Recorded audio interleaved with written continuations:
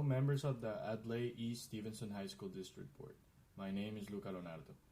My purpose with this video that I'm going to present to you today is to try to get you to implement programs for personalized learning for people with different characteristics and backgrounds.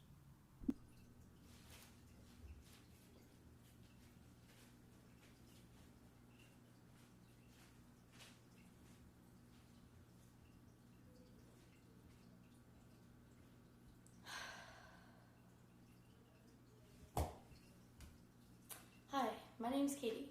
Since I was born, I've had a learning disorder called dyscalculia. Dyscalculia is a learning disorder that affects a person's ability to understand number-based information in math. People with dyscalculia struggle with numbers and math because our brains don't process math-related concepts like people's brains without dyscalculia do. I always try my best and I try super hard in my classes, but I always just feel like math is never going to be my thing.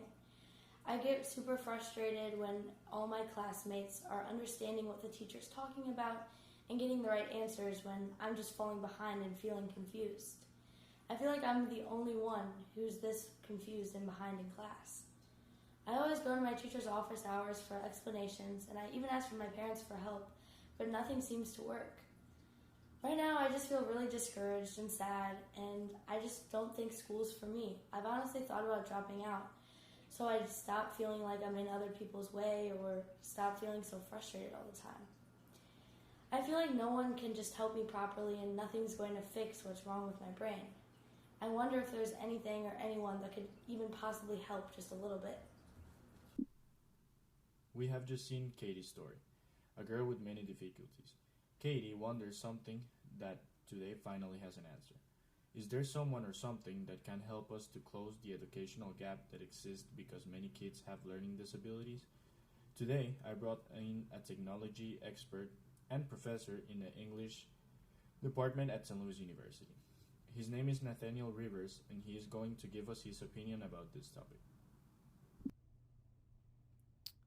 I definitely think there can be a place for generative AI as a pedagogical tool. I think particularly when you think of it as a supplement to instruction and what would be happening in the classroom. In my experience, generative AI is really good at repetition and iteration, so working through the same thing multiple times. So I can imagine a situation, particularly in classes around math and English, where the classes that are primarily practice and process based, that students could work with a specifically crafted tool, for instance, in math, that will be able to work them through a problem. I know in my own experience with a high school student, very competent and excited about math, but oftentimes struggles to recall how a particular problem should be worked through. And I imagine this is something that a generative AI tool can work students through simply by working through the problems with them. So I think that's definitely a way that AI can be incorporated into the classroom, or even into programs themselves. So this might be something that wouldn't necessarily be attached just to a classroom, but to a math department or a writing department, where students could have the capacity to run through multiple iterations of a particular problem they were struggling with, in ways that would complement what was happening in the classroom, would be built from what's happening in the classroom, but would allow students extra time for practice. And I hesitate to use a word like drill because it has negative connotations, perhaps. But I think it can be very useful in the context of learning how to work a particular formula in a math class, or working with particular parts of speech in a writing class, where students are working with generative AI to be prompted into extra practice or watching something happen live. So I think that would be, my take, given my understanding of what these things are capable of. And with, I think, the really strong caveat that this would be something that the students would be doing as part of their coursework, not something they were doing independently. That way, there's a context that helps them make sense of what's happening. And then also, if this is programmatic, there's some quality control in terms of which programs get used. There's a lot of junk AI out there that teachers and administrators would need to be aware of. But I definitely think there's a place for it along the lines that I've described. Now, I will explain what is generative AI and more terminology of this type.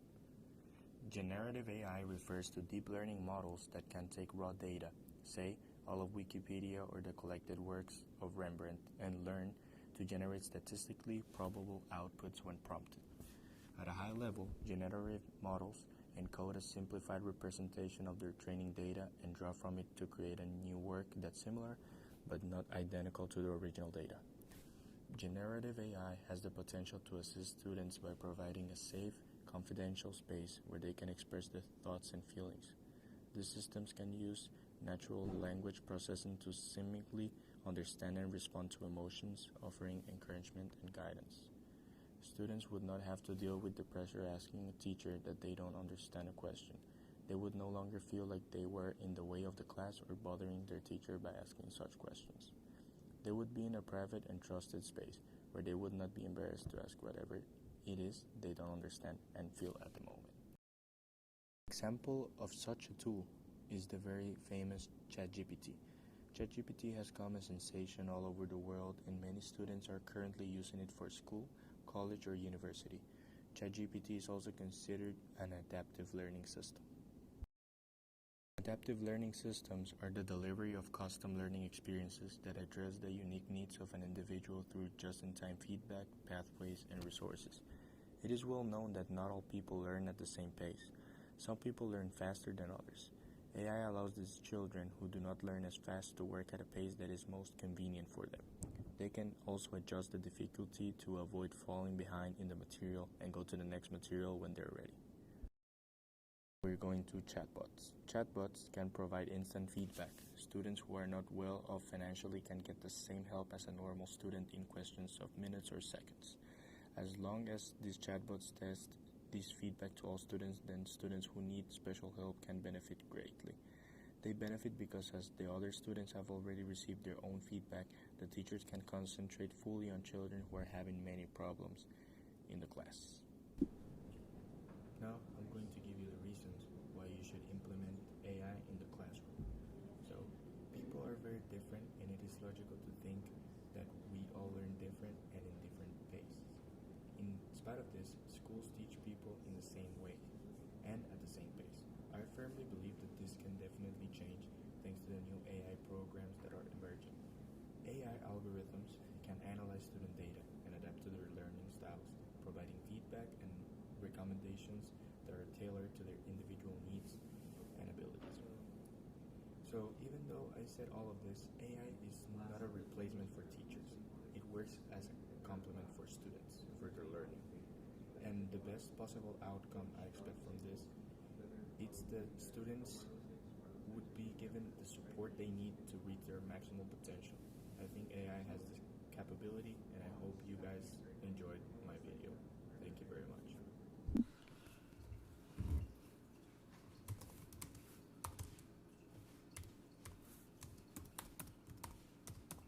What is 87 multiplied by 36? Well, that's not very helpful. How would you explain this to someone with dyscalculia?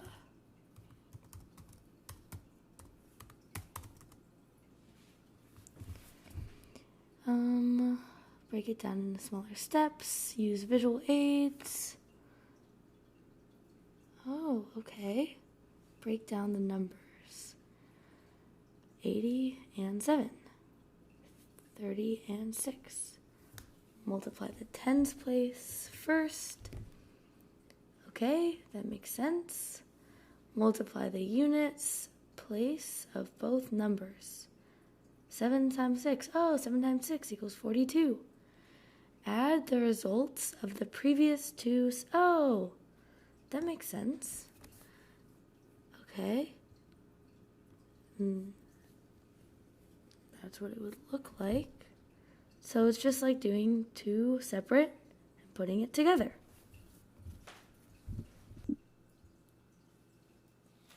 When I used to talk to people about dyscalculia, most of the time they would have never even heard about what I was talking about.